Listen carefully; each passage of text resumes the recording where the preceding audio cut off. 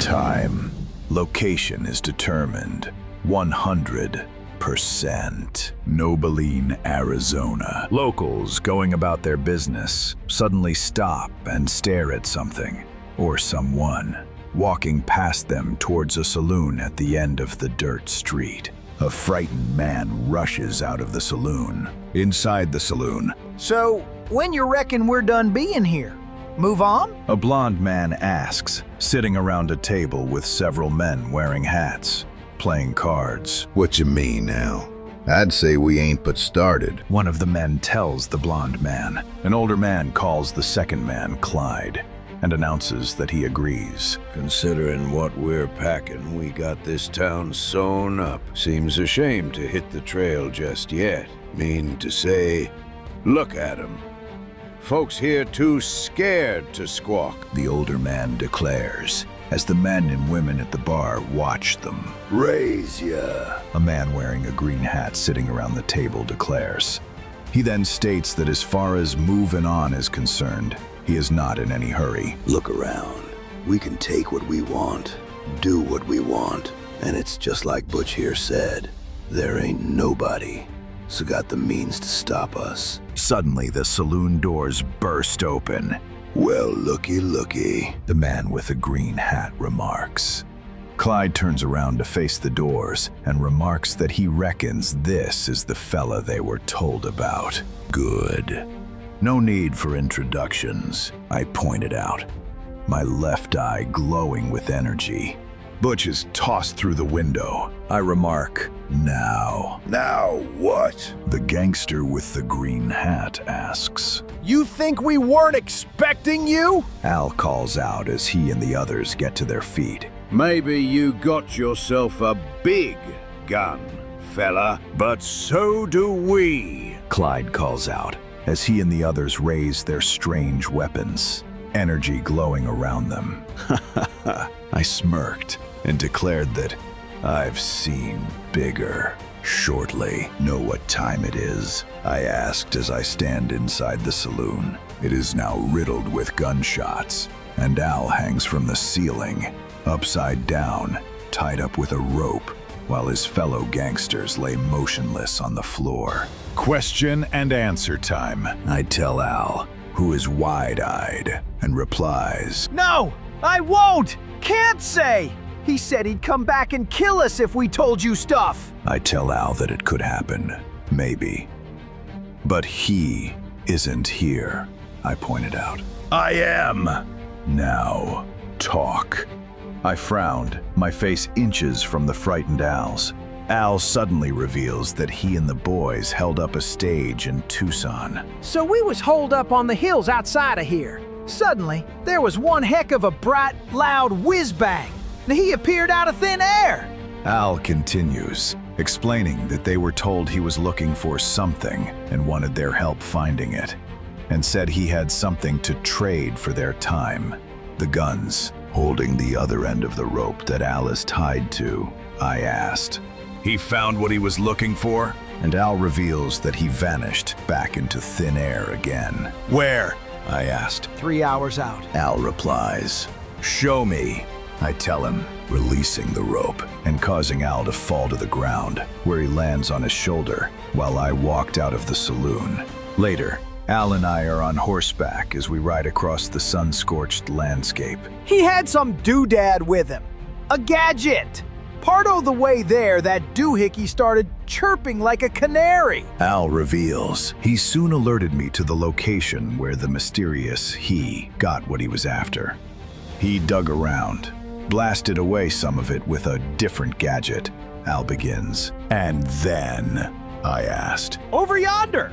You see? Al replies, as we look out over a ridge, where the sprawling desert in front of us has some strange markings etched into it. That was burned into the rock where he vanished. Whatever it is. Al reveals. Well, I done told you all I know. We done? Al asks. Almost, I replied, as a blue light starts to engulf me. Your friend's in jail, back in town. Go join them, or I'll come back. I warned Al. An instant later, I disappeared in the blue light. I believe it too. Al remarks to himself. I slided through time again. A portal opens over a field. I fall from the portal and slammed into the ground. I steadied myself and get to my feet, discovering that I am in the middle of a strange sign that has been burned into the field. I use my technology to determine my time and location, and discovered, to 99% accuracy, that I am in Japan, Nippon, the Hida Province, in 1543. Looking out over the field, I see smoke rising from a forest at the foot of a hill. I smile, then starts to run down the path cleared through the field by the strange markings. Shortly, I arrived at a village which has been set ablaze. Bodies of villagers lay strewn about the street. I turned when I hear a noise and look over to see a woman clutching her dead baby. あなたは悪魔ですか?